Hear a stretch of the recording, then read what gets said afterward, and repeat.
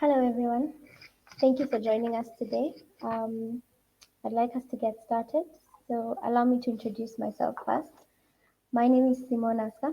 I am a community manager at Nairobi Garage Karen.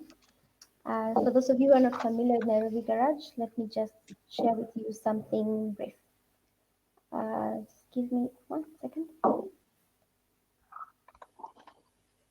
to share my screen.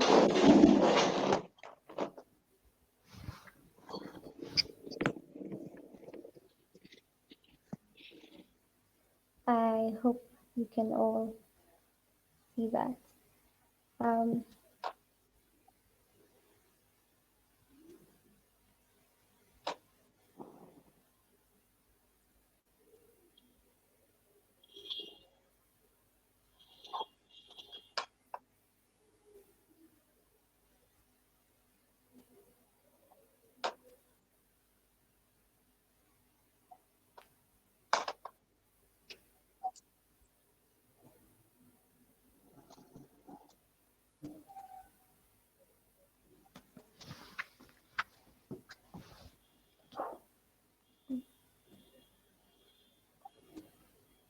Sorry, I'm having a little trouble with that, but let me just begin. Thank you for joining us. My name is Symone, as I mentioned. Welcome to Nairobi Garage workshop series. For those of you who are not familiar, Nairobi Garage is a co-working community, the largest in Africa, and we are passionate about engaging with SMEs and looking for opportunities to support their growth and drive collaborative conversations forward. So we were founded in 2014 as a spin-off from an early stage seed fund, and the name Garage is actually from a Juakali life-size replica of the DeLorean from Back to the Future that we had in our 88 miles per hour space. And when people saw it, they would always be like, "Oh, so you're a garage." So when we veered off and started Nairobi Garage, we actually took up the name for the brand. So we consider ourselves Africa's largest and coolest co-working space.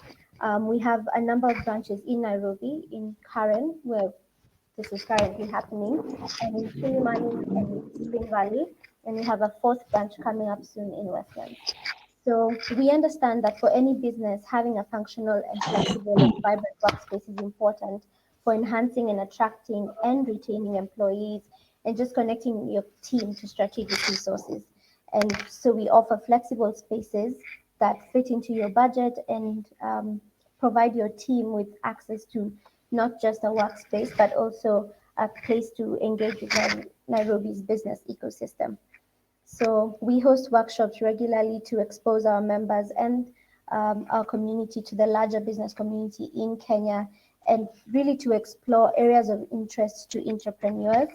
And this week we are pleased to have with us Mwongera Mutiga, who is the CEO of RedBrick Africa.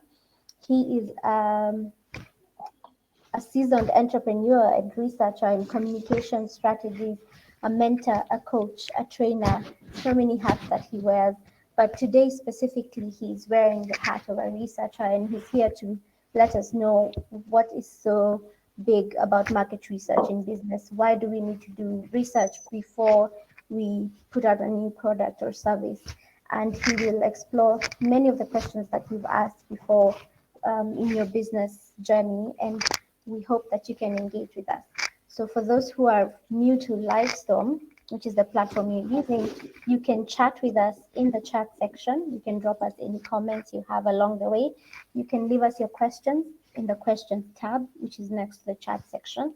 And then we'll also have some questions under the poll section where you can leave us your comments and just let us know what you think about, it's all under market research, and you can let us know your opinion or your experience so far. So we look forward to engaging with you. Please engage with us as well, and we hope you'll enjoy. Karibu sana Mwongera. Okay. Thanks, Symone. You've cut out half of my presentation by that introduction. There was so much I was going to say about myself. It seems you've said most of it. I'll try to minimize on what I wanted to say about myself. Just hold on 1 second. I have a poll question I want to put through. So let me put this to you. I hope you can see it on the chat, Symone.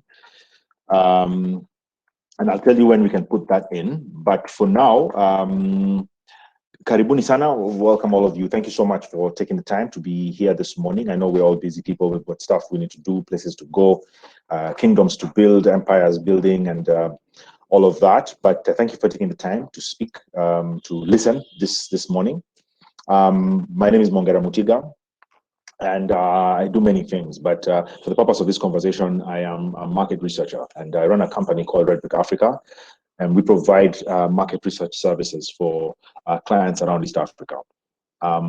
We've done a number of projects helping clients deal with some of the sticky issues that they deal with every day, making decisions, gathering data that supports the decisions that need to be made, and just providing clarity. And that's what I want to talk to us today about, the issue of clarity and the issue of making decisions that are beyond guesswork, removing the guesswork from decisions. And in the time that we've been running this company, it's been about 11 years now.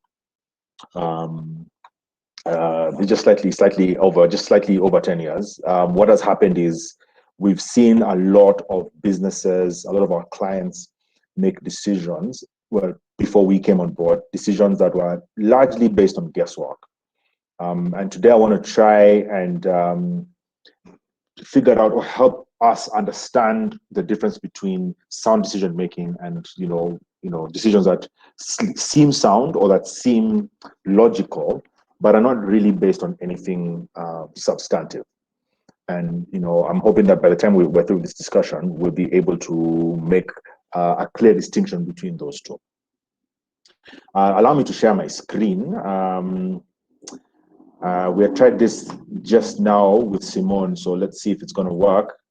Computers do what computers do when they're needed sometimes, which is not work, but this seems to be working. Okay, so that's the name of the company. It's RedBrick Africa. That's our website, redbrickafrica.com. Please have a look. We just launched a new website about a week ago, so please have a look at that. A bit about myself. I'm a Christian. I self-identify as a Christian. I consider myself a practicing Christian. I practice Christianity most of the time. I'm not perfect, so there's a lot of times when I mess up, but I consider myself a follower of Christ. I'm a husband of one, as you can see, one wife, and I've got 3 kids. I'm a communication strategist, a market researcher, and social impact expert. I facilitate, train, and teach. I mentor, coach, and lead, and I like music. So that's sort of me in a nutshell for purposes of this. And as I mentioned earlier, RedBrick has been around since 2011. We've done a number of projects for clients around East and Southern Africa over the last 10 or so years, hundreds of them. My team and I have, several years of experience in terms of research work. So what I'm talking about today is not guesswork. You see what I did there? It's something that I have practiced and I've lived, and I know it works. And we've done work across different sectors, non-profit, commercial companies, government, local and national governments, and also parastatals as well. And some of the brands we've worked with, some brands that Safaricom, SportPesa, NSSF, a number of financial services players, a number of brands in the non-profit space, Smile Train, M-Copper, Cure, Kenya's Vision 2030, a number of players in the social enterprise space, so Nairobi Garage and others. I'm not sure if Symone would allow me to mention other players on this presentation, but for the purposes of this discussion, I've done quite a bit of work with a number of social impact players as well. So let's get started. And I wanted to ask a question. This is the point where, I'm going to prompt you, Symone, to put this into the chat box. But my question for you is this: what is your approach to marketing and strategy? When you make decisions about your strategy, about your company, where you're headed, what you're trying to communicate, what is your approach? And there's 2 approaches I want to highlight here, and then I'll ask you which of the 2 applies to you. There's what I'm calling the cowboy approach, where you basically just shoot at whatever is moving. Back in the day, in the Wild Wild West, they had this notion of cowboys, or they had what they call a shootout. And what they would do is 2 guys would be back to back, and they'd take 10 paces and then turn and shoot. And the movies would make us believe that those fights were very accurate and people used to die, but it was actually more of a brawl than anything else. So there was a lot of shooting, a lot of collateral damage, a lot of people in the vicinity who were injured and killed in the process. So this kind of fight was very brawl-like, and there's no precision to it. There was no accuracy. There was very little accuracy. A lot of it was just bullets flying everywhere. And for many of us, that's how we approach our marketing and our strategy. That we have this notion that throw as much of it as you can against the wall, and whatever sticks, sticks. Right? We have an ugali approach to our marketing. Right? You know how they say how you test whether ugali is ready or not. If you throw it against the wall and it sticks, then it's ready. Is it the other way around? I don't know. But the point is that many people have a cowboy approach where you just throw as much as you can. You shoot in the dark. It's like walking into a dark room and there's something in there, but you don't know what it is, you don't know where it is. So you just shoot and hope to hit something. And many of us take that approach. So there's a cowboy approach, and there's what we call the sniper approach. Okay, and so I have a personal fascination with snipers because I feel that snipers represent the utmost levels of discipline that anyone could achieve. Just the ability to focus on a target and spend hours, days, weeks even preparing yourself, and then just taking one shot, and that shot being the one shot that deals with it or kills. I've read stories about snipers, and some of the stories are actually quite unimaginable. I mean, you can't imagine the kind of stuff those guys do. So I read a story about a guy who was sent on a mission to kill one of the leaders of the opposition or whatever it is. I think it was during the Vietnam War. And this guy basically crawled across a field. That field was probably the length of a football field, a soccer field. Huh? And because it was out in the open and there was no way to get across it, he had to crawl very slowly over a period of time. So it took 3 days, 3 whole days crawling across a field. And just to get to the end, make the shot, kill the guy, whoever it was who they were killing, and then crawled back over 3 days, just so that he cannot be detected. All that preparation, all that focus, all that energy, just to make one shot. And that's the thing about snipers. Snipers are very efficient. They don't waste resources. They take time to do what they need to do. And when they do take action, it's very focused, it's very targeted, it's very effective. And that's different from what cowboys do. Cowboys shoot, and in the process waste a lot of resources. Now, snipers take their time, and in the process they conserve resources, but they spend a lot of time and effort before they expend those resources. And so that's the question I want to put out. So I'm going to ask Symone to put that question out now on the poll, and just to ask you, which of the two are you? Are you a sniper or are you a cowboy? Which one have you been? Are you the kind who believes that you need to throw out as much information as possible and hope something sticks? Or are you more measured in your approach, that you tend to take more time to collect information and see what works before you launch or do anything? Okay, which of the two are you? Let me just, sorry, let me see if I can, just a second. Yeah, this platform is it's a little different from what I'm used to. Okay, so what do you think? Are you a sniper? We'll just interact as we go along. Wamboy, you say you're a sniper. That's good to know. I wish there was a way we could verify that. No, I'm kidding. But yes, what do the rest of us think? What are you? Are you a sniper? What kind of marketer or what kind of strategist have you interacted with? Are you familiar with the sniper approach? Austin says the cowboy approach seems to work better in this market. I'd love to engage you on that, Austin. I wish we had time to just go back and forth on it. But my guess is that many of us are cowboys, and myself included. I mean, if you think about how people or many of us go about our marketing effort or trying to rope in clients and try to bring in business, we tend to have a very shotgun, very cowboy approach that I want to put it out to as many people as possible. If you think about how marketing is done in this country, you think about billboards, you think about how mass media operates. It's a very cowboy approach. You basically put out a billboard and hope that people are going to see it. Even social media, for all its power of targeting, a lot of us take social media in a very traditional way, where we say, I'm going to try and put this post out. I'm going to boost this post to as many people as I can, and hope that something sticks. So the sniper approach to marketing is fairly limited. Yeah, I mean, Symone, it's fine. I have control over the thing, so it's okay. You don't have to share it. I can share my screen. It's okay. Thank you. So that's my notion today, and a lot of our conversation today is going to be based on that. Just the difference between the scatter, the shotgun sort of scatter the information out there approach, as opposed to the very focused, very targeted, the much harder approach, but the much more effective approach of being focused with your marketing work. Let me share with you another imagery here. I don't know if you guys can see this. Let me share my screen. I'm so used to Zoom that some of these things are looking a bit foreign to me. But I want to share this image with you.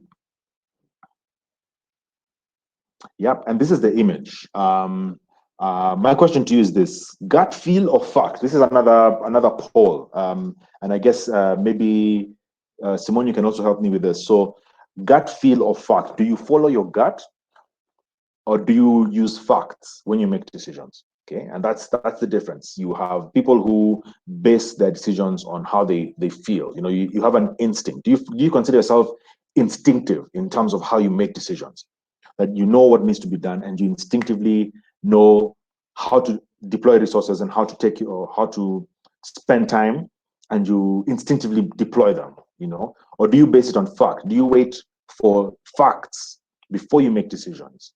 If you think about on the average, the last 7, 8, 10 decisions that you've made, have you based them on fact or on gut, right? And you know, that's a poll. That's something I want to ask you. What do you think?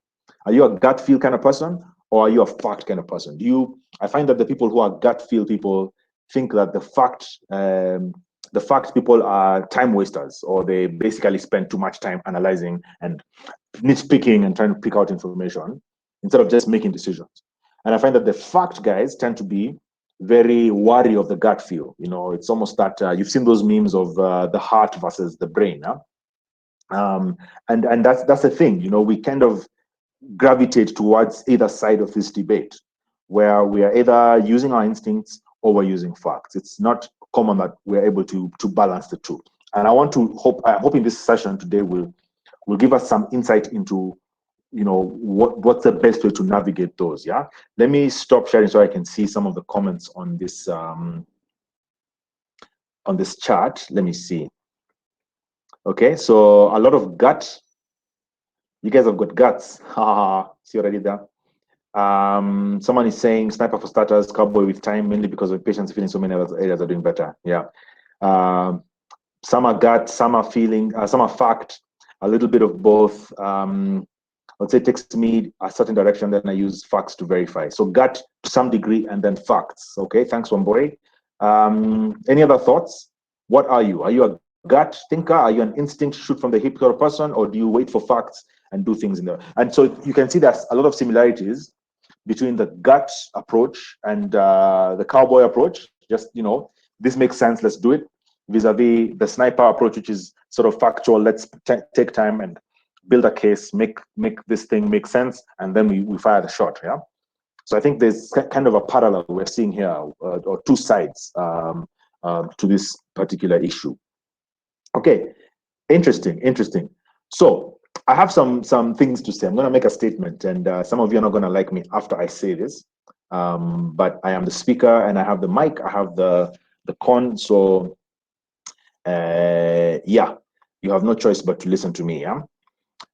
Here's the thing, guys. You cannot trust your gut. Let me just disabuse of that notion. Okay, and I'm going to explain why the gut instinct is notoriously unreliable. Here's the thing: you cannot trust your gut. Well, not just your gut. Your gut is part of the process, but you can't just rely solely on your gut. Yeah. Here's why: because your gut is like your conscience. You can't explain why. You just know. And the thing about just knowing is that your gut is is being fine-tuned by repetition. Okay, the reason why you have this sense and you know this is the right thing to do is because of repetition. Right? If you're doing something for the very first time, you don't really have a gut feel for it.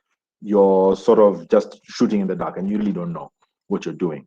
But if you've done something repeatedly and you know sort of the ins and outs, if you've been down a particular path, if you've walked in a particular area, or if you're driving home or going somewhere, you kind of know how things are supposed to be. And so therefore your gut is heightened or sharpened because of repetition. You've seen this before many times, and therefore you know what is expected. If you think about it, your gut, or what you call your intuition, is really just experience. All right.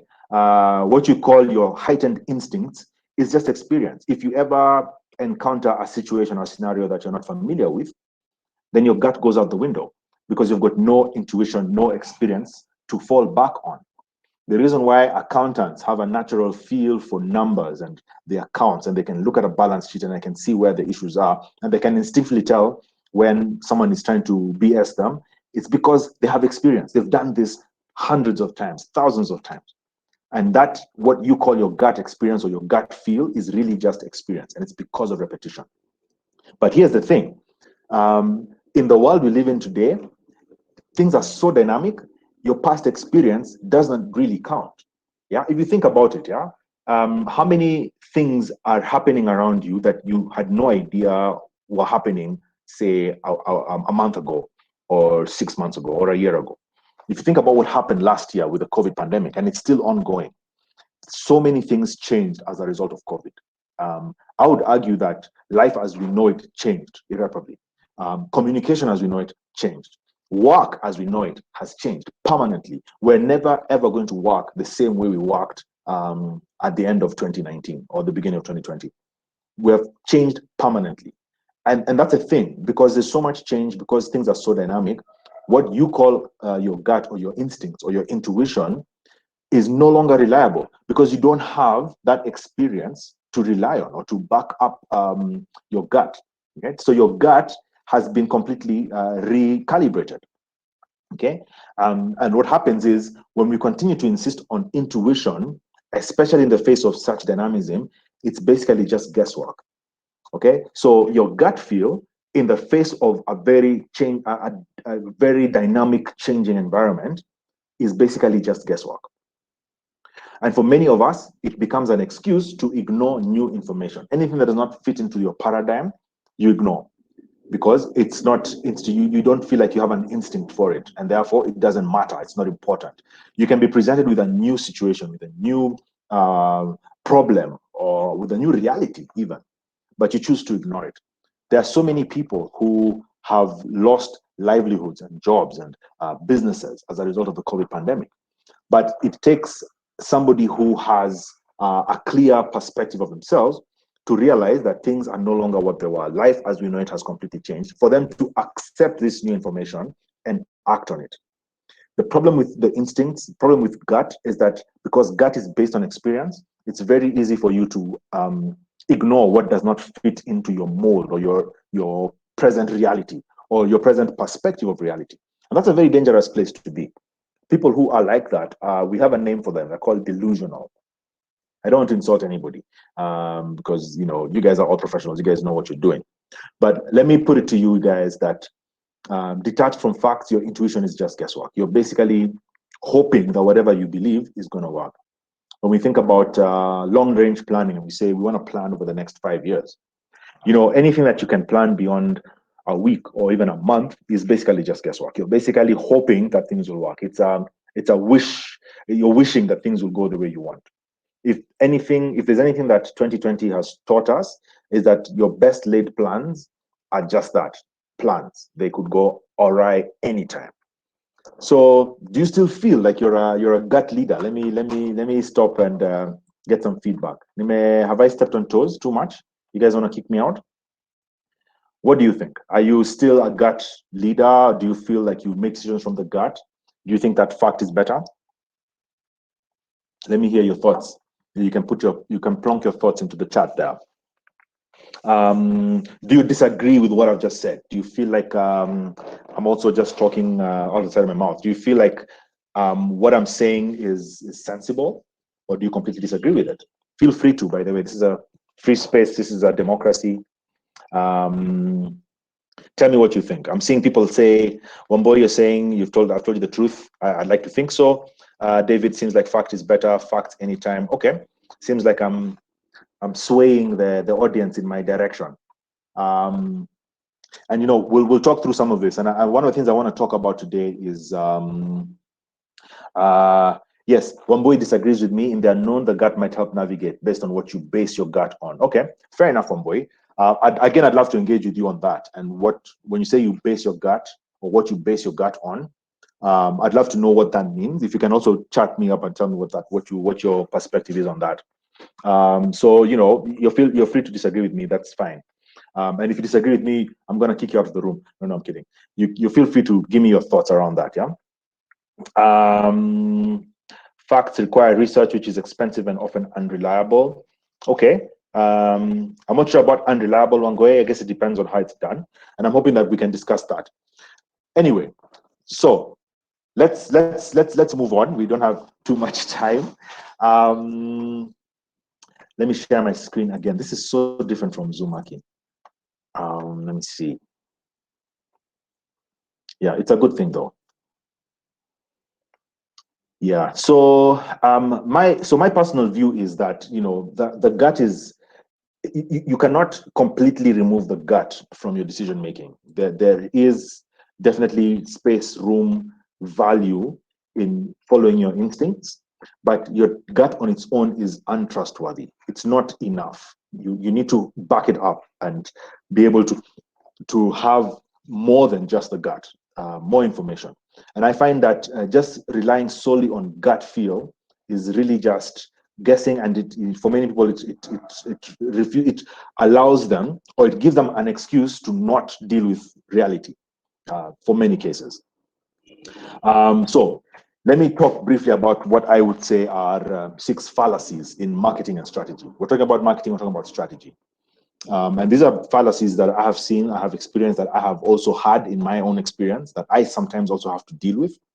But these are just basically approaches that are considered normal, which in my view are misleading, or they tend to cripple us and to cripple our effectiveness as strategists, as marketers. Huh? And the number one is called the mirror fallacy. And this is what the mirror fallacy says. The mirror fallacy says that my customers look like me. That's basically what it is. I'll give an example. People in the real estate business, maybe some of us in the real estate business, you say, I want to put up housing that I can live in. So if I cannot live where my tenants live, then I'm not going to put up that house. That house is not worth my effort or my investment. That's a mirror fallacy, because it basically says that if my customer doesn't look like me, then they're not my customer. We wanted a project for a shopping mall not too long ago, one of the major shopping malls that you see around. And in starting off the process, we asked them, who are your customers? Who are your primary people who come here?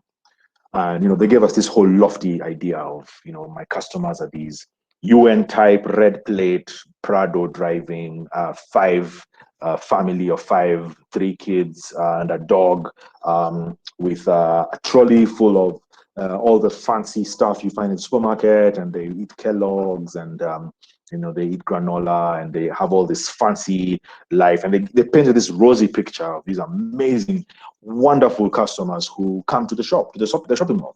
And we're like, okay, yeah, cool, that sounds good. Can we test that? Can we establish that for fact? And so we took them through, or rather, we basically did a 2-week exercise where we sat and we had members of my team sitting at every entrance of the shopping mall for a period of 2 weeks. And what we did is we profiled everybody walking into the door, the footfall. And I don't know, I wouldn't argue that it's unethical, but it was approved by the shopping mall, and we basically profiled them. We said, who exactly comes? You look at demographics, age, family status. Do they come in alone? When they come in, how long do they stay? Where do they go? What directions do they head to? Can you pick out socioeconomic cues, like whether they are wealthy or not? Are they driving? What kind of cars are they driving? You're looking at the main road outside the shopping mall, how many of the cars that pass outside come in, what percentage of the road traffic are you attracting into the shopping mall, just a number of those factors. And we did a profile. And we discovered that the customer was actually on foot. The average spend for each customer was roughly 200 shillings. These are customers who, so the bulk of the customers, like 70% of them, were dwellers in a slum that was nearby. So they basically be coming by as they go to home in the evening, and they'd pass by the supermarket, not at the time, and they'd buy whatever they were buying and go. So this notion that the client had of a rosy picture and all that was completely shattered. Why? Because they had a mirror fallacy. They believed that their customers looked like them. And that is the most dangerous thing you can do as a marketer, as a strategist. Because here's the thing, not all your customers look like you. There are customers, there are potential clients out there who have completely different interests from you. They don't look like you, they don't like what you like, you probably would never hang out with them, you probably would never enjoy their company, but they're your customers, right? Sometimes we build products and we say, I want to build this product, I want to provide this service, and my criteria for the success of the service is whether I would buy that service. Would I pay for this? And if I would pay for it, or if I tested a few people and they would buy it, then it's a good product. But the problem with that is you're locking out a very large group of people who could be your potential clients, but you choose not to look at them, or you choose not to talk to them. You choose not to put this product in front of them because you believe they're not like me. And that's the mirror fallacy. You believe your customers look like you, but the truth is they don't. A large chunk of your customers have they're completely different from you, completely different interests. They have completely different backgrounds. You will meet them in different places from what you're used to. And that's the thing. One of the biggest fallacies in marketing is the mirror fallacy. The second fallacy is what we call the anchor fallacy, right?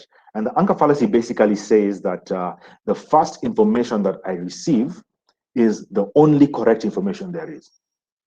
And what that does is it denies us the opportunity to challenge the information that we receive. Now, I'm a parent. Okay, I've got 3 kids. You saw them. And one of the things that we learn in parenting is that our kids take the first source of information and they use that as the reference point for anything else.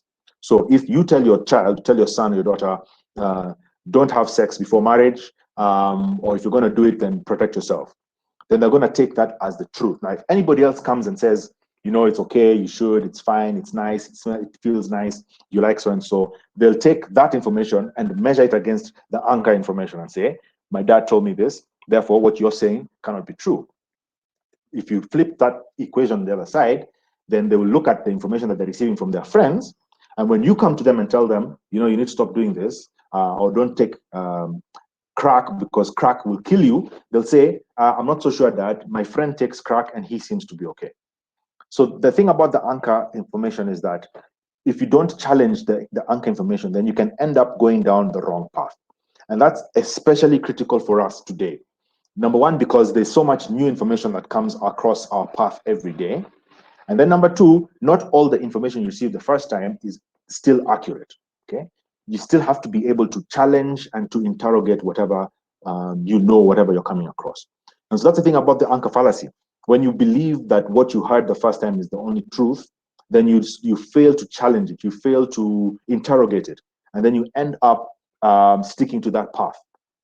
Now, what anchors do is anchors basically put you in one place. They fix you in one place. Ships are anchored to the ground so they don't go drifting off. If they didn't have an anchor, they'd be drifting off into sea and no one would know where they went. So the anchor keeps you grounded, but the anchor can also keep you stuck in a bad situation. Imagine being anchored in a place where there's a raging sea around you or a raging storm around you. All right, you need to release that anchor, because if you don't, then the storm and the water is going to break your ship into pieces. So the anchor fallacy deceives us into believing that the first information you receive is the only information that's true, is the only information that matters, and it's a fallacy. The other one is what we call the cabinet fallacy.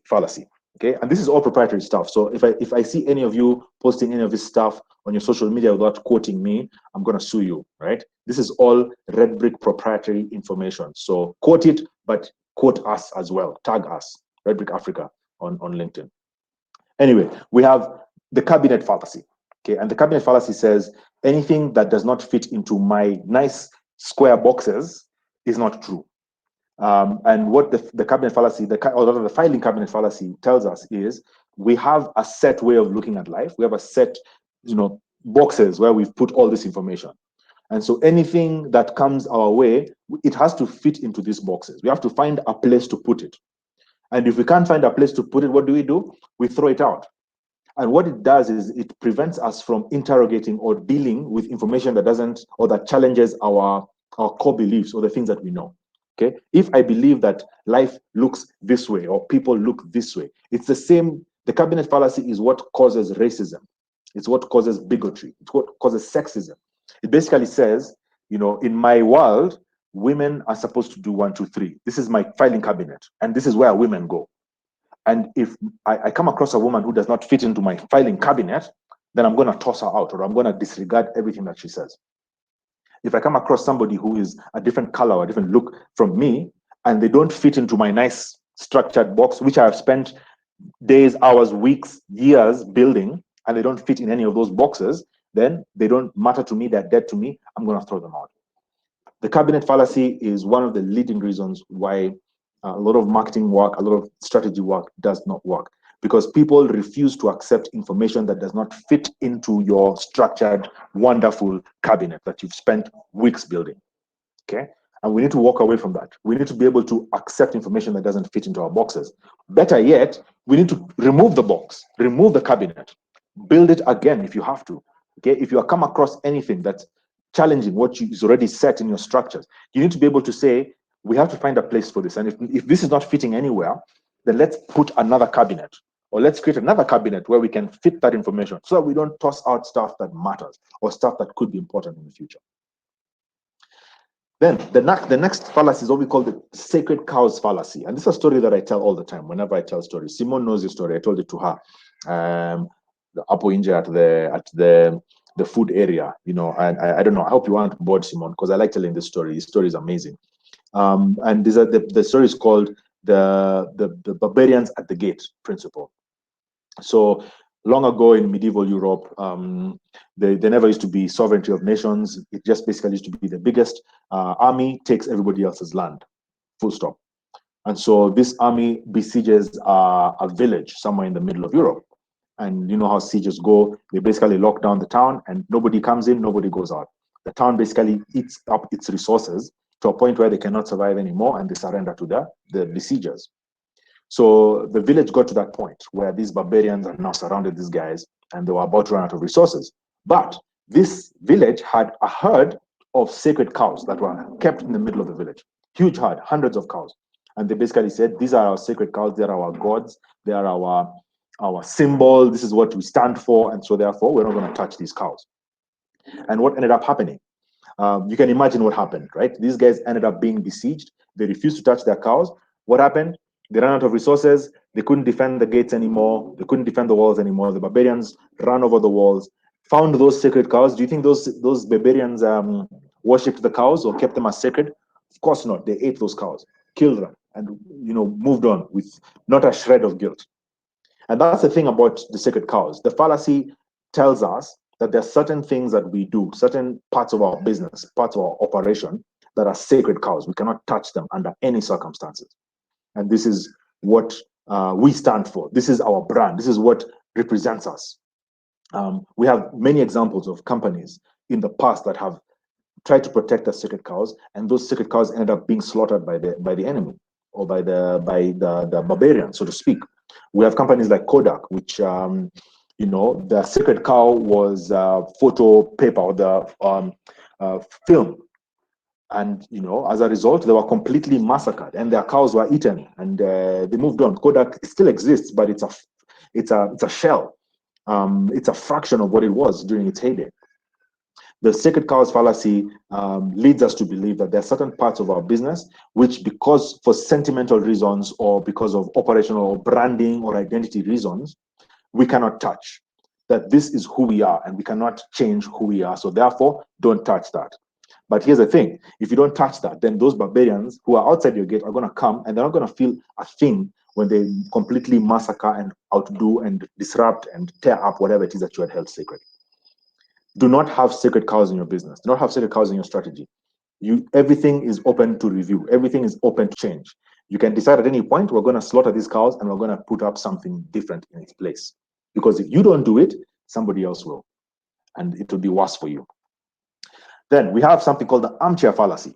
Okay. And the armchair fallacy says that, you know, I'm going to sit here. You know, you've heard of people who know all about the Premier League, or about Formula One, or about the BBI process, for example.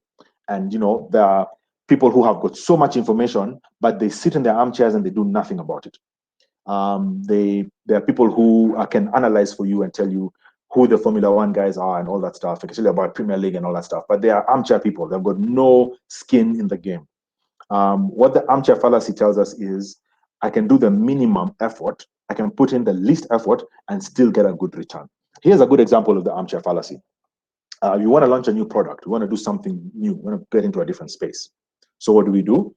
We want to, instead of spending time to put in the numbers and to look for information that will help us make decisions, we decide to talk to a few people. So, see, we're 6 of us here. You go talk to people, you go talk to people, me talk to people, and then we'll come back and share notes. And you come back after a day, having talked to a maximum of 10 people in total, and you say, hey, people are agreeing that this is what is going to work. And you go out and launch this product, and you go out and do the app or the brand or whatever it is you want to do. And of course, it ends up being a complete disaster, because between the 3 of you or the 6 of you, you're basically armchair generals. You basically sat down and tweeted about it, or, you know, did a very lazy job of it. Instead of going out there and doing a thorough job and saying, look, we're going to talk to 200 shopkeepers in this particular area. We're going to spend time and we're going to do our diligence and we're going to find out what works. We're not going to sit like the Twitterati and tweet about this. We're going to go to the ground and we're going to do this and make this thing make sense. And whatever we're going to find, we're going to make decisions based on that information, not on our biases, but on what we find. So the armchair fallacy leads us to believe that you can do the bare minimum and still get a good result, which is a really lazy way of going about strategy, at least a lazy way of going about marketing.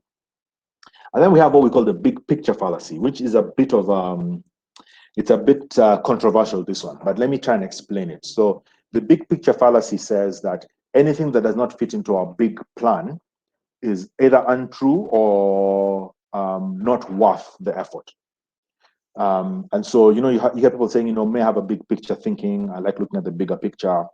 The reason why I think that's a fallacy is because the bigger picture is nothing but a wish list. It's nothing but, remember we said earlier about the intuition? Your bigger picture is nothing but a plan or a hope that things will work out. When you say, I'm hoping that this thing's going to work out, this is what you're trying to do on a macro scale, all you're doing is hoping things work out. You've got no control over the outcome. You've got no control over how things roll out. You've got no, there's no way of making sure that those things are going to work out. And what the big picture fallacy does is it ignores the immediate issues. And let me give you an example. Some time ago, not too long ago, I used to do long walks, right? And I used to work in Westlands and I'd walk home in Langata. That walk would take me 2 hours. It was 12 kilometers. It was 11 and let's say 3/4 of a kilometer walk. Take me 2 hours. If I walk really quickly, it would just take me under 2 hours, like Kipchoge. Yeah, I did that 2-hour thing before Kipchoge, but anyway.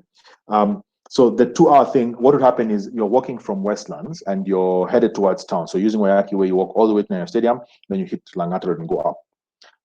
From Langata Road going up towards Langata is a hill. So it's like a gradual climb. That's a really crazy climb. But anyway, my point is that the first few days were really difficult because I would look up and I would see Tao, I would see KICC, or I would see those buildings that are in town up ahead. And it would look like it's so far away.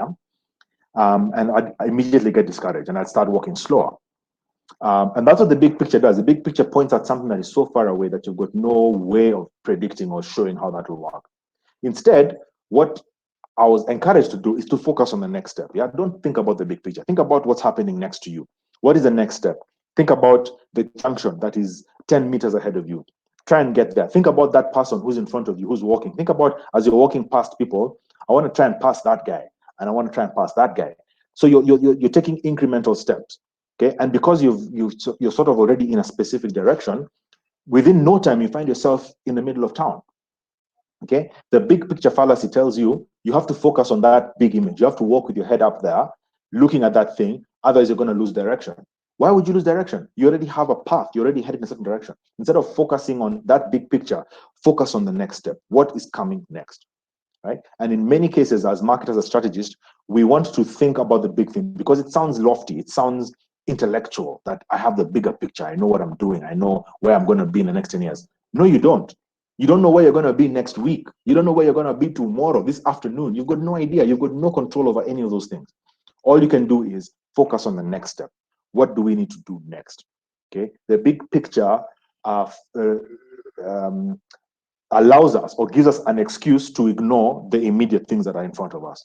But if we change our perspective and say, this is where we're headed, okay, let's not focus on that big picture. Let's focus on the next steps. And as you do so, you gradually see progress. You see improvements as you go along. Right?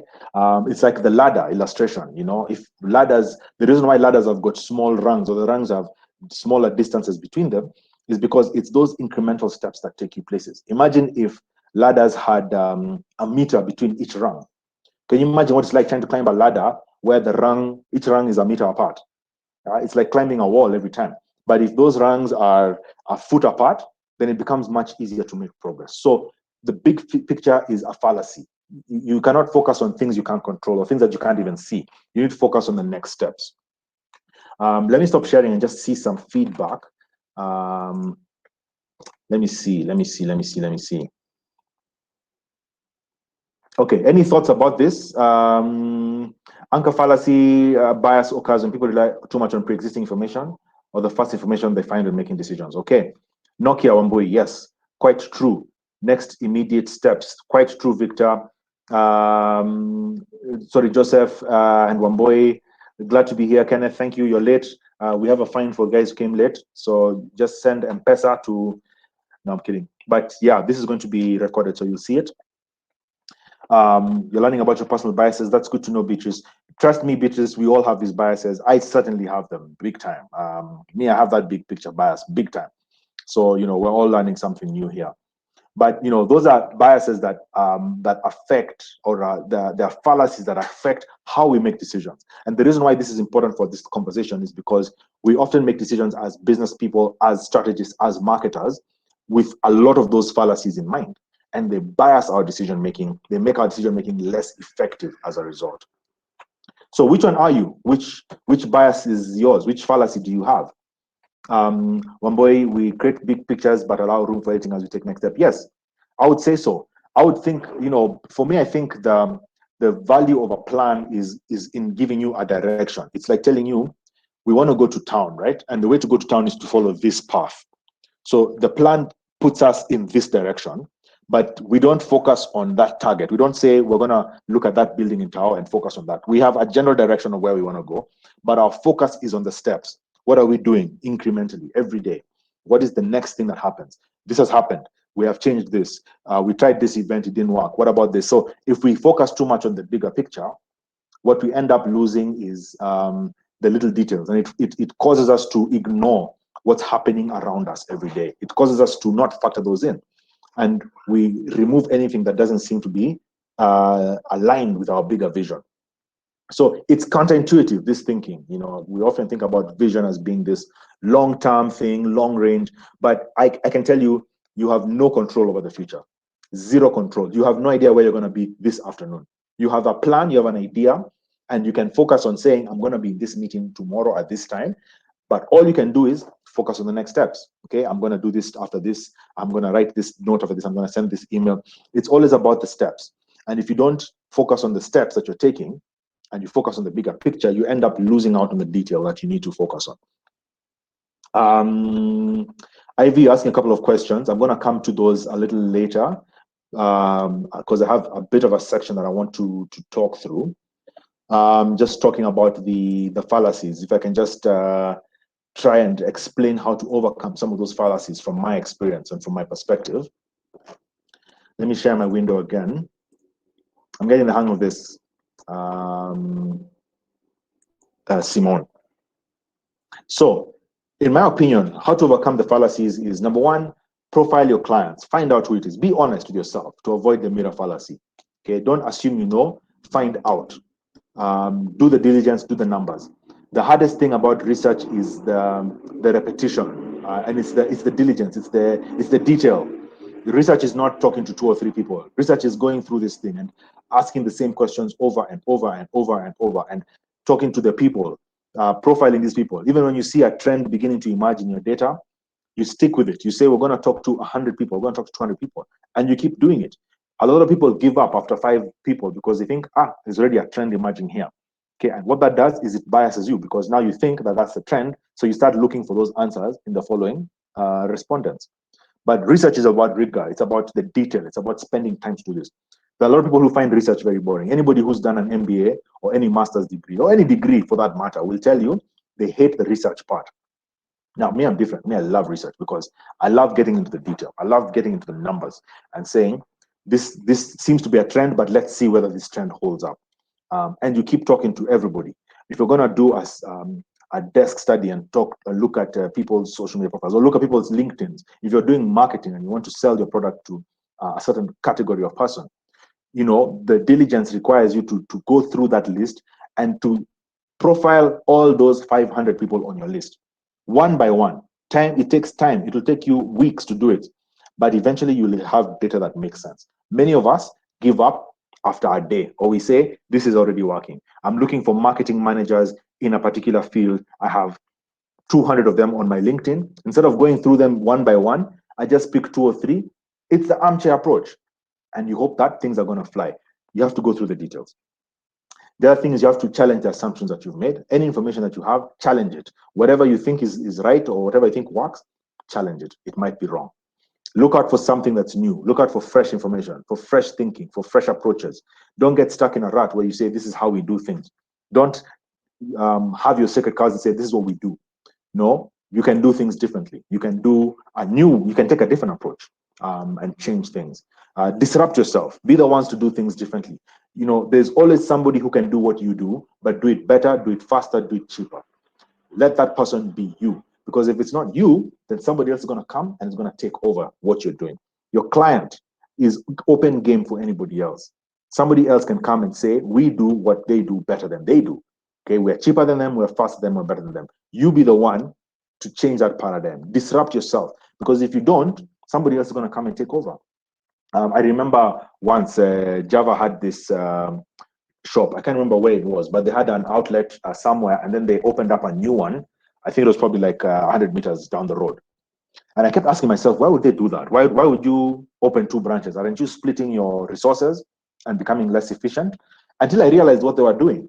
Okay, they were cornering that market. They were basically saying, if we don't take that space, Art Cafe will come and take that space, and they're going to take customers from us. Okay, we would rather our customers decide between that Java and that Java, as opposed to deciding between that Java and that Art Cafe. And that's the thing. You disrupt yourself. You do things differently. You take up that role or that space which you didn't think was necessary, as opposed to leaving it for the competition to take up. Okay, because when you do, they're going to take over your business, and eventually they're going to take over where you are currently. We talked about going further and doing more than just the basics. And again, we talked about the very next step. Think about that principle wherever you're doing something. What is the very next step? What do we need to do next? Okay, not what do we need to do in Q4 of 2021. Okay, don't think about what you're going to do in Q1 2022. You have no clue what things are going to look like then. No clue whatsoever. You have a plan, but that's just guesswork. So what are we doing tomorrow? We have a general plan. We want to talk to these kind of clients. So what are we doing tomorrow to get as many of those guys to hear what we're saying? So think about the very next step. Okay, I want to talk briefly about what I would consider to be effective marketing strategy. But before I do, if I can get some feedback, any thoughts so far about what we've talked about?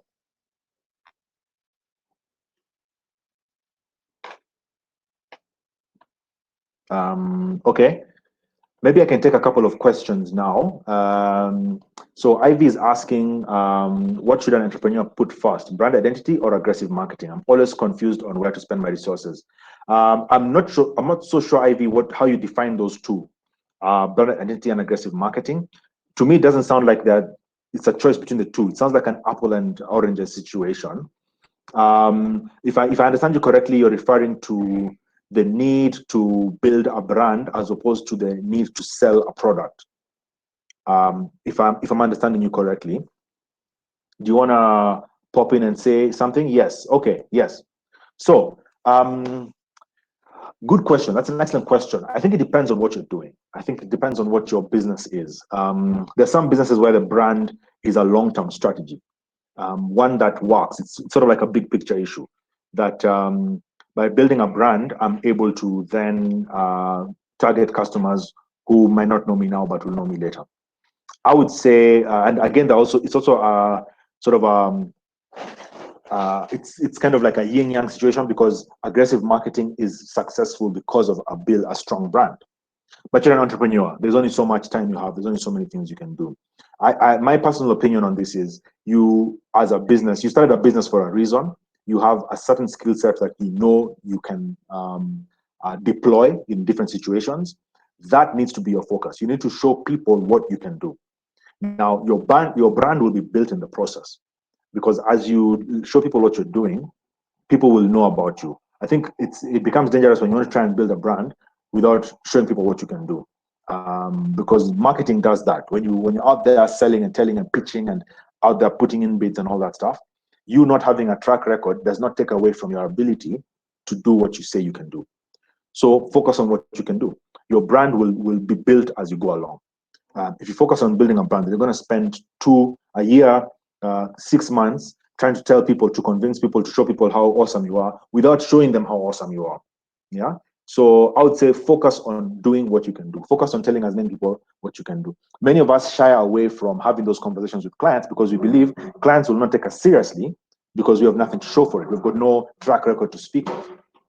But I would argue that no, you actually do have a track record. The reason why you're starting that business is because you have an idea. Even if it's just an idea, it's an idea that you have, nobody else has. Even if somebody else has it, you are executing it. And so don't focus on the brand. The brand is a big picture issue.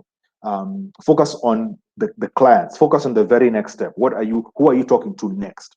And focus on that person, because that person is the one who's going to build your business. I don't know if that helps. You're also talking about personal. You're asking me personal questions, Ivy. That's what DMs are for. Why are you Anika me here in front of everybody? Okay, anyway. Do you consider yourself, Ivy's asking if you consider yourself a realist or an idealist? Well, I think I'm a bit of both, but I'm more of a realist than an idealist. I like to look at facts, and my conversation so far should sort of have shown that by now. I like to look at what makes sense. I know I do have an idealistic bone in my structure somewhere, so I tend to be rosy-eyed about the future and stuff. But I tend to be more of a realist. Like what is the number in front of me telling me? What is this that I'm looking at right now, as opposed to what could it be? Let me put through this other question. Wangoi is asking, how do you handle the distractions that you encounter along the way, such as the economy, family life, sudden financial constraints, life emergencies, job income loss, etc.? I imagine, Wangoi, you're referring to this in the context of the bigger picture of the plan, what you're trying to do long term, and your strategy. I think that distractions are dangerous, and they can very easily take you off course. Okay, and I think the way to handle distractions is to be very ruthless with them and to constantly have in your mind what exactly is it you're trying to do. If you're setting up a business, or if you're a marketing person, you're trying to set up a brand, or trying to grow a brand, or trying to grow a product line or a revenue stream, you need to ask yourself and be very ruthless about it. You need to ask yourself, what is it that you're trying to do? What are you trying to achieve? Okay. And if you're not clear about what you're trying to achieve, then it's very easy to get distracted. It's very easy to get thrown off course. Yeah. Thanks. It's very important. Sorry, that was Marsha is bringing me something to drink. It's very easy to get distracted when you're not clear about what you're trying to do. And I would say you need to spend time and resources being clear about your purpose, being clear about what it is that you're trying to achieve. What is it that you want to see? You need to be asking yourself, what does success look like for me right now in this particular situation? So that you're ruthless about the distractions. I think, we live in a part of the world where there are problems everywhere. If you try and solve a problem, then your reward for your good work is people will throw other problems at you. And we've seen that all the time. So it's very easy to get distracted and try and save everybody and put on your Superman cape and try and fix the world. You can't fix the world. You can't fix everything. You have to focus on what you can do. So deal with distractions ruthlessly by saying, this is a waste of my time. You have to be able to look at something and say, this issue or this challenge is a waste of my time. Or in a case where it's a problem that is occurring to you, or because what you're talking about, Wangoi, are things that are affecting your ability to manage or to cope, then you also have to be realistic about it and say, I would love to spend this money on this new thing that I'm trying to do, but my dad is in hospital and he needs to be treated, and I can spend some of this money on that. So what really matters to you? Is it your business or is it your family? And you need to make decisions. So I think, and again, it ties into the whole very next step dynamic, where at any point in time you ask yourself, what is my next step? Where am I headed? How does this affect me right now? And why is this important to me right now? And make decisions on that basis. Victor, yes, you can't be talking to just a few people. You need to be talking to hundreds of people. When you go on LinkedIn and you do, because a lot of us do that on LinkedIn. We go on LinkedIn and we basically spam people. But that it's effective to some extent, but you need to have a sniper approach that I'm going to slog through these 100 or 200 different profiles. I'm going to look for that 1 or 2 or 5 or 10 people who I'm going to approach, and I'm going to talk to them very specifically. Okay, you need to change your approach from a shotgun approach and a cowboy approach to a very specific, very narrow thing. But for you to get to that narrow focus on that narrow list, you have to go through 200 people. If you've ever done a Google search, a lot of us do Google searches and we just look at the first 10 results from the search and we stop there. Okay, but you forget that what you're looking for could be on page 11. So you have to go through that Google search and page after page after page after page. That's a kind of rigor that allows you to find information that can help. That's the kind of approach that snipers take. You don't shy away from the hard work, from the elbow grease that you need to be able to meet those few people. So don't shy away from the hard work. Yeah, you'd rather spend a week going through your 3,000 people on LinkedIn to find those 10 who you know are going to be a good fit for what you're trying to do, and are going to be responsive, they're going to be interested, they actually been looking for you, they just haven't found you, then just to do it in a lazy way, do the first 100 and say, nimechoka, this LinkedIn thing doesn't work. It works. You just need to spend time working on it.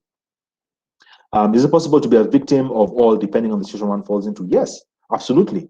And many of us have had difficult times that are not of our doing. Okay, I know I struggled a lot last year. And it's not my doing, it wasn't my fault, but it happened.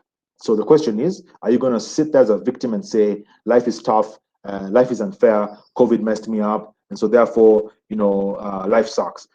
Yes, life sucks, and COVID did mess you up, but are you going to sit there and wallow in that, or are you going to change and do something different? Okay, Gladys is asking for notes. I'm not too sure about the notes, Gladys. There's going to be a presentation that's going to be on LinkedIn or on YouTube, so you can watch the presentation again. The notes are kind of proprietary, so I can't share those with you, unfortunately. Is it possible to be a victim of all fallacies depending on the situation?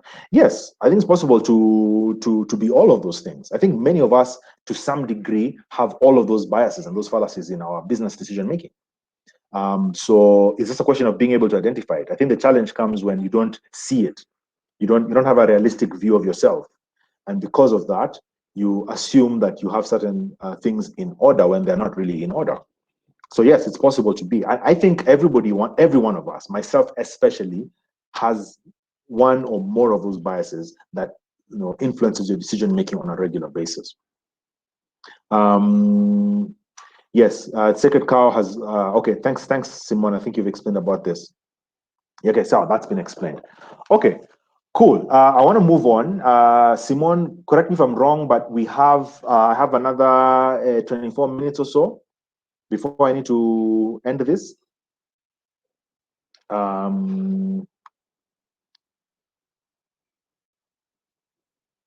Yeah, I think because I'm told I have until 11:30. I have a few more slides I want to share, so let me just do so.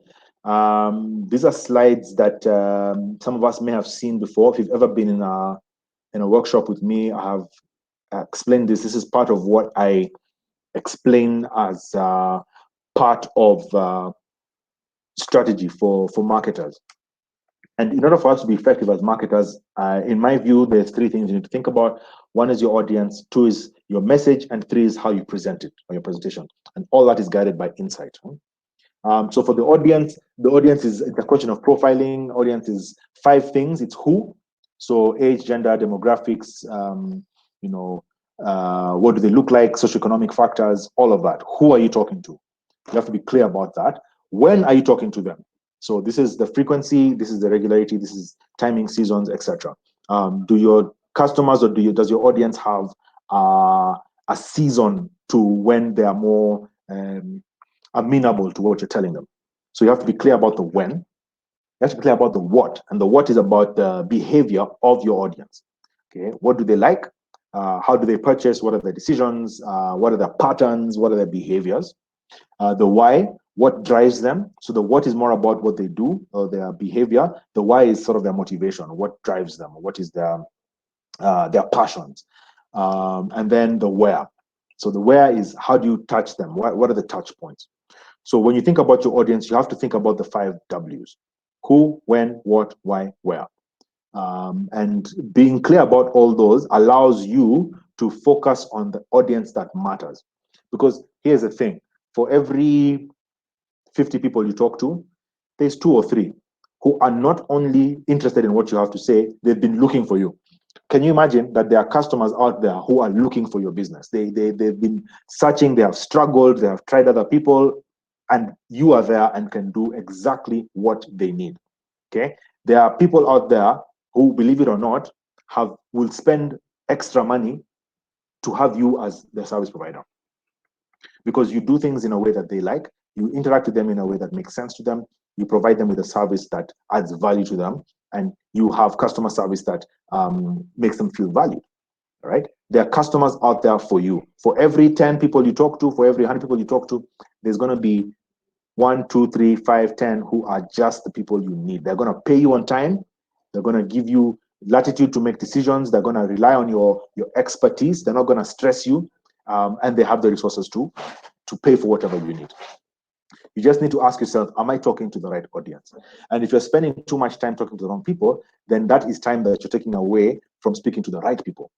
So be ruthless about your audience. Be ruthless. Be very clear about who you're talking to. Because the longer you spend talking to people who don't add value, the less time you spend talking to people who do. Okay. An example is given of Amazon. Amazon's client base. Amazon is it's probably the most highest capped company in the world in terms of their market cap. Okay, Jeff Bezos is the richest man in the world because of the small percentage of Amazon that he owns. But yet, for all of the amazing work and the size of Amazon's customers are less than 2% of the world's population.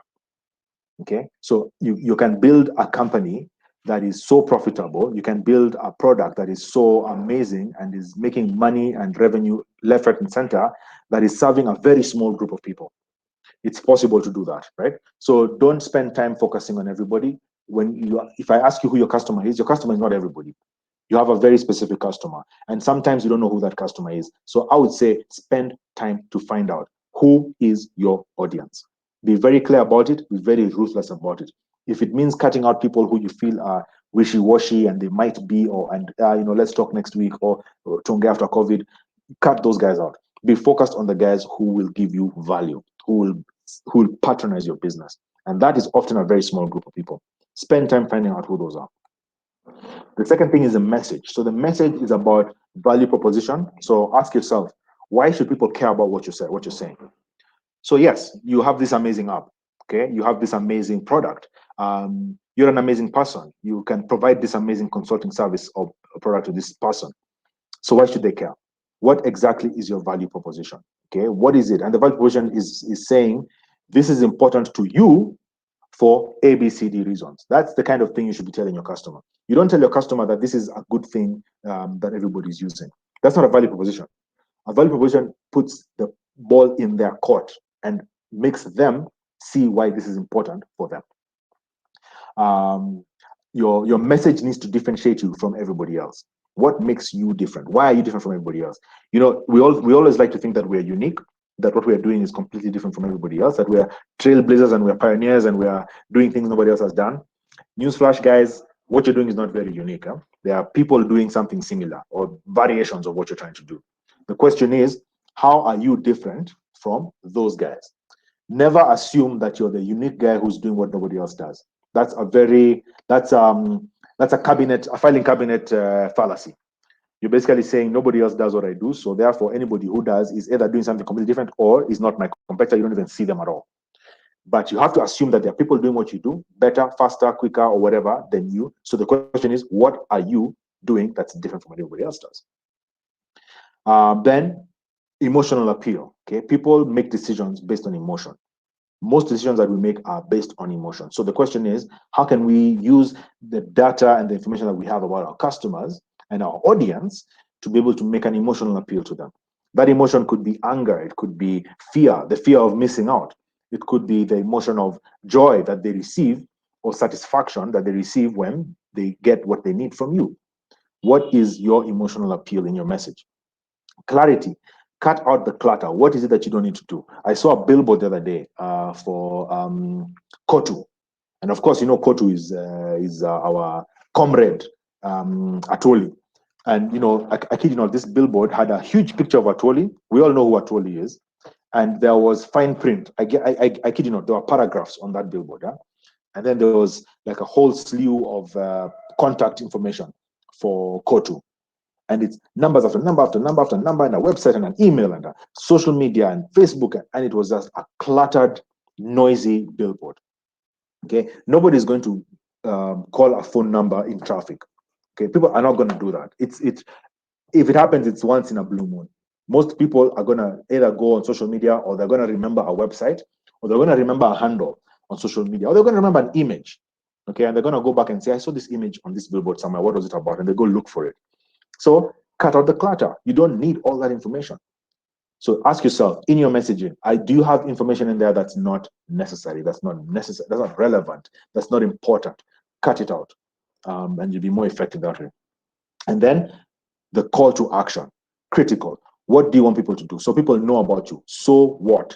People know about your social media page. People know about your app. So what? What do you want them to do with that information? You've put out a social media post saying we have this new app or we have this new product. So what? What do you want people to do with that? Your communication has to answer that question. And when you communicate, your message has to be clear about what the next steps are for that client. Okay, when you make a pitch to a client, just don't tell them how awesome you are. You're awesome. You know that. The client probably also knows that. But then, so what?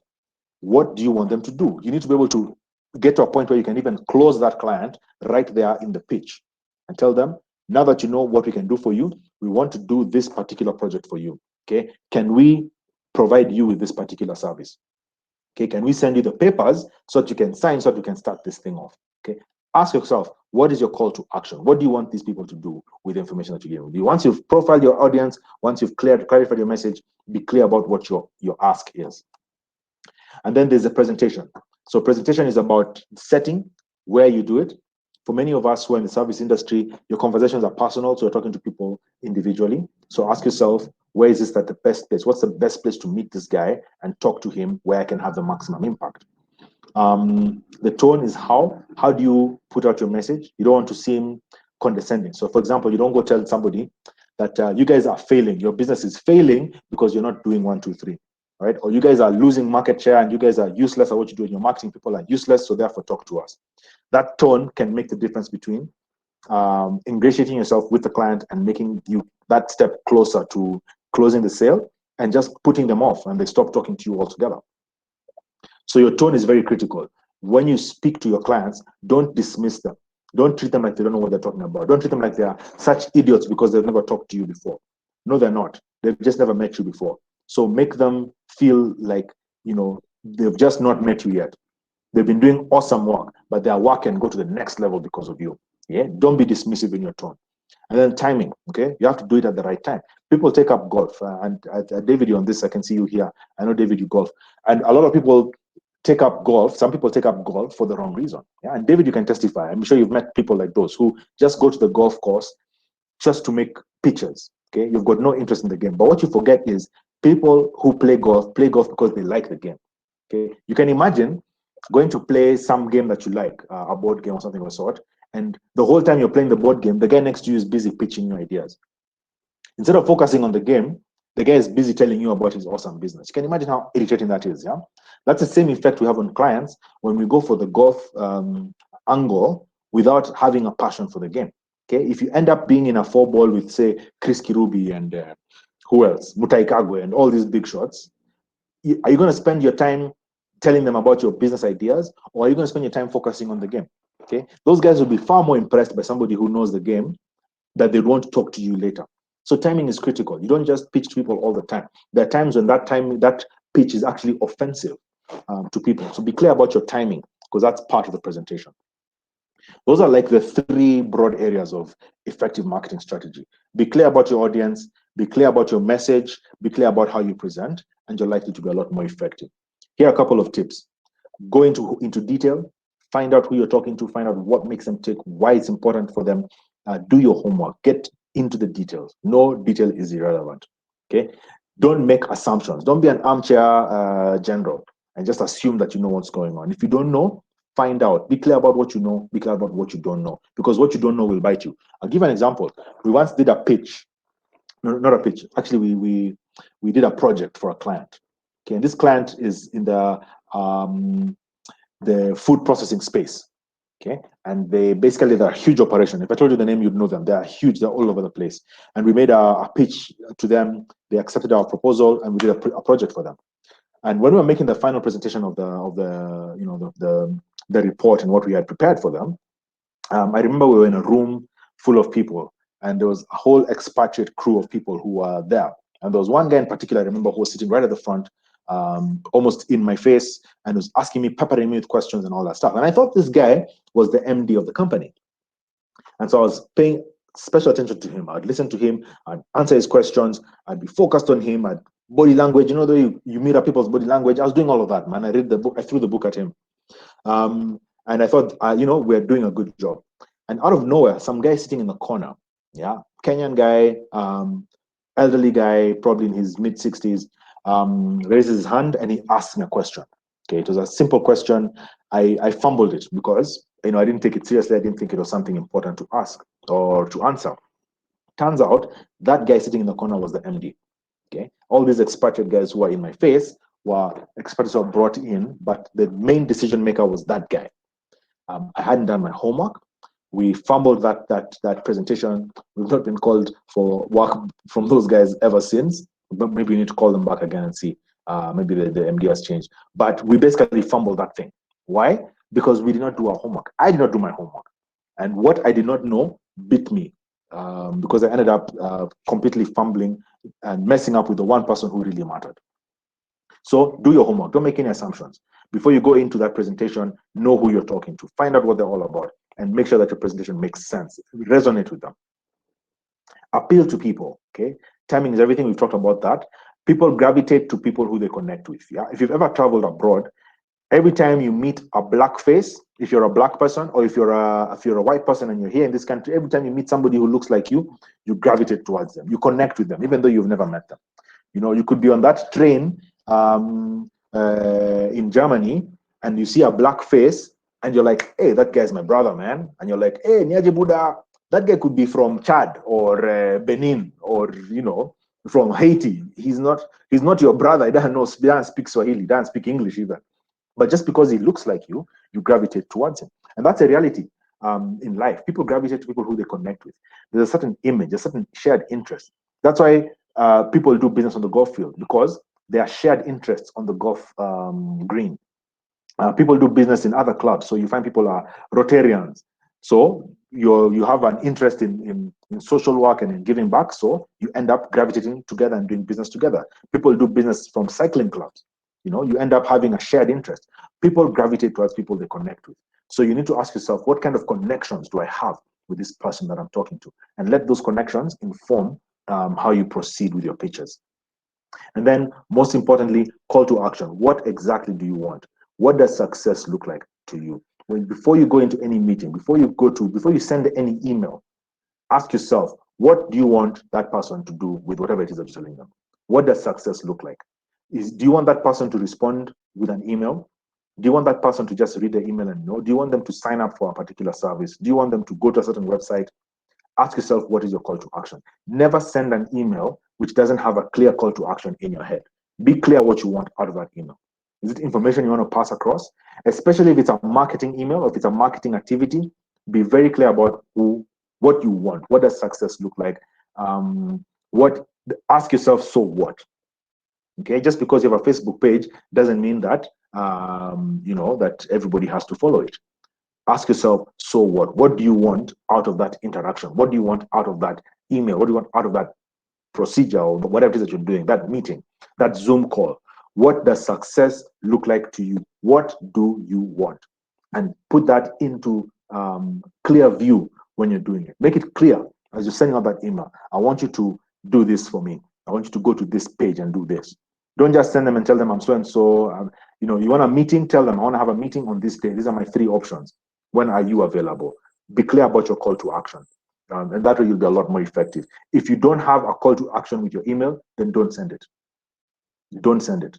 Information for information's sake is a waste of everybody's time, especially yours. Okay? What is your call to action? So as we come to a conclusion, because I think we're running out, expect disruption so that you can counteract it. We've talked about that. And we've seen examples of industries and companies which refuse to accept the disruption. They stuck with their sacred cows and they ended up being completely irrelevant in a very short time. Precision is driven by insight. You need to interrogate the information that you have. No information is too little. There's no information that's too much. Okay, you need to be out there getting out as much info as you can. That insight is what's going to drive your precision. Otherwise, all you're doing is just spraying bullets into a room, and you're going to waste a lot of bullets in the process. So have insight. Do your homework. Do your research. Find out what goes on. You cannot overstudy your audience because insight is everything. And lastly, so what? Ask yourself what it is that you really want. Okay, I want to just take a bit of feedback now.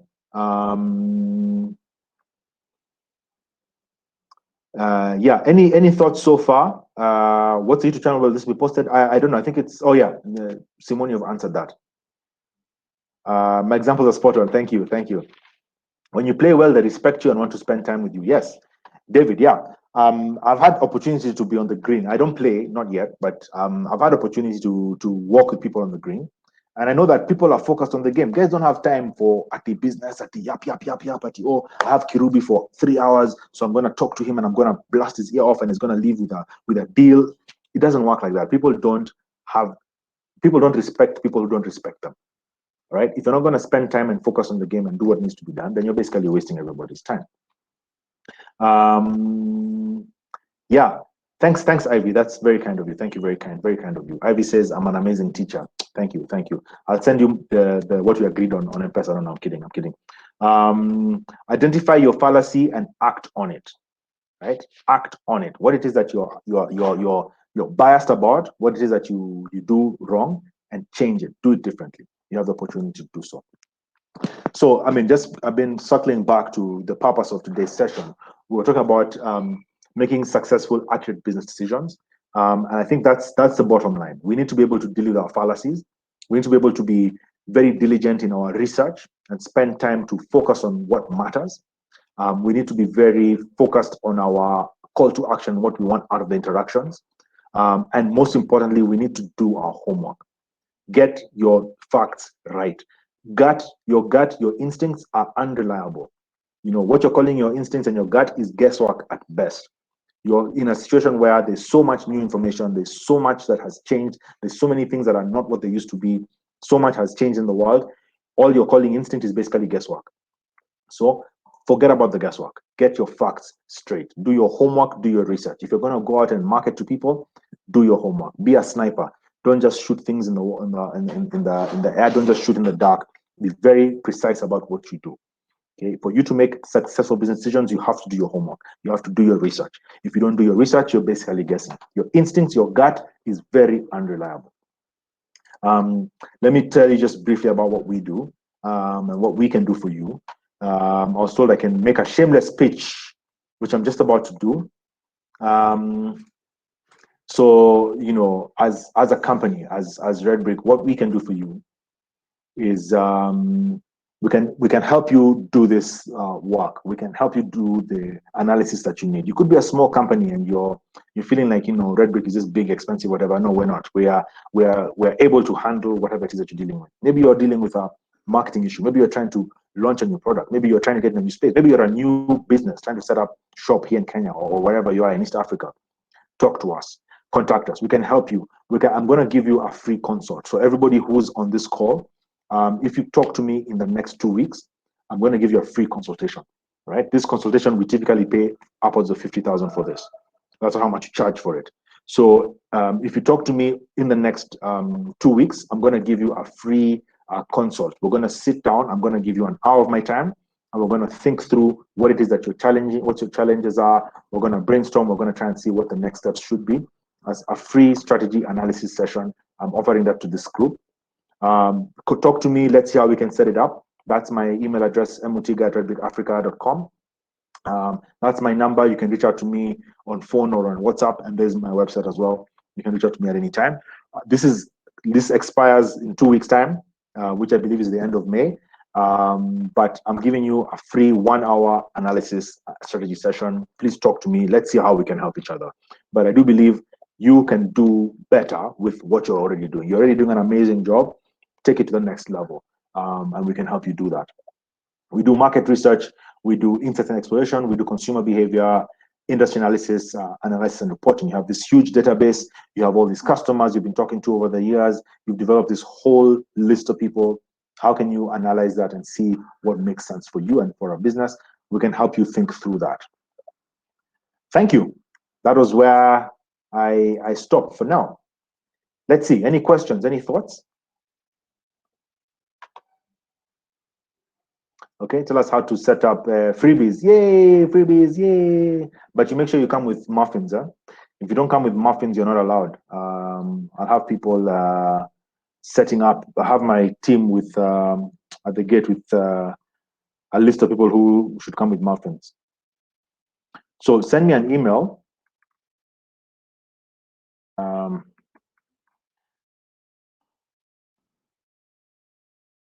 With the subject freebie, and then I'll know it's you. So send me an email with the subject freebie, so that I know it's coming from this session. Okay, and this is for the guys here in this group. You know, this is not doesn't extend to anybody else. Those guys should have come for this session. And I know guys are gonna see this on YouTube and take this up. These are for the guys who are in the room right now. Okay, if you're out there on YouTube and you're watching this later on, you know, you can still email me, but we'll have to talk about it later.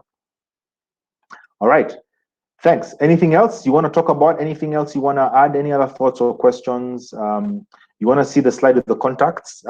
Victor, let me just copy them for you into the profile so you can see.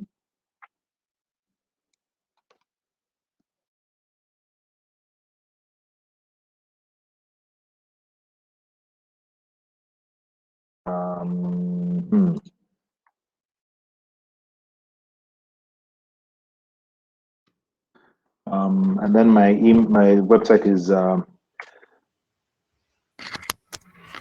RedBrickAfrica.com. Okay. So if there's nothing else, then I think I'll hand this back to Symone to take it away. Thank you so much, Mwongera. I just noticed that there's one question I'm not sure whether we tackled. Wamboy asked, what's a good base minimum number to research? And also, what's an advised length of time to at least get information to start with? Okay.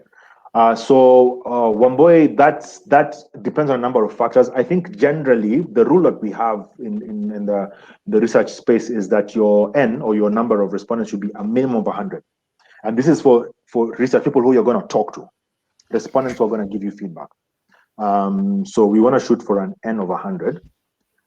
So typically to get an N of 100, you know, 100 is probably like 10% of the people you're going to talk to. So you need to be talking to at least 1,000 people to get 100 people to give you feedback. That's in terms of research, in terms of getting feedback.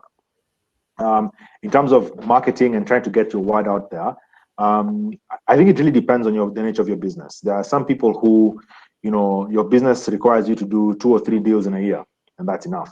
So for you to talk to 2 or 3 people, you need to talk to 30. I think the rule of thumb is whatever response you're going to get, assume you're going to have 5 to 10% response rate. And so therefore you need to be talking to 10 times or 20 times the people who you expect to respond. If you're going to target your business to have so many customers, you need to be talking to between 10 and 20 times the number of people you want to have as your customers. I think that's sort of like a rule of thumb. There's some of us who, you have 5-10 customers a day. That's the nature of your business. So for you to get those 10 customers a day, you need to be talking to 100. So that's sort of like a rule of thumb. I don't know if I've answered the question. Yes, I think you have. I think we've covered a lot today. There have been a lot of really good questions. Thank you so much, Mwongera, for your time and expertise. I really emphasize on the expertise because this is quite a lot of expert information that we definitely cannot just get when we Google. I mean, I've learned a lot about all those different fallacies, and I think even if we are not all entrepreneurs, even as people who work in different kinds of businesses, we can identify certain fallacies that we've noticed in our businesses. And I think we all have something really important to take away and take home and, put into practice. So thank you for that. And thank you for the offer of free consultation for the guests that we have here. I am pretty sure a number of them are excited to take that up because many of them have no idea where to start when it comes to market research. And like Ivy said earlier on, market research may tend to be a bit expensive, especially as a startup. So thank you for that offer. I'm very glad to know that people have, somewhere to move beyond here and somewhere to engage with you after this. Thank you everybody for attending. Thank you for engaging. You were such great attendees. There are lots of good questions and comments, and we appreciate your participation so far. For those of you who were not able to attend from the beginning, don't worry about it. We will send you a recording of this session in your email by the end of the day, and it will also be live on our YouTube channel, which I've shared in the chat section. If you're not familiar with RedBrick or Nairobi Garage, you can find us on LinkedIn. I've shared our pages there as well as our websites. I'll also be sharing with you an email in the course of the day, just with the free consultation that RedBrick had, as well as a free day pass to work at Nairobi Garage, which you can take up in any of our locations. Thank you once again. We do have more workshops lined up for you next week. So every Tuesday you can expect a workshop from Nairobi Garage. So we hope that we'll see you next week for another insightful workshop with actually one of our members as well from our Spring Valley location. So stay tuned. Thank you. Look forward to seeing you then. Thanks, Mwongera. Thank you. Have a good day. You too. Bye, everyone.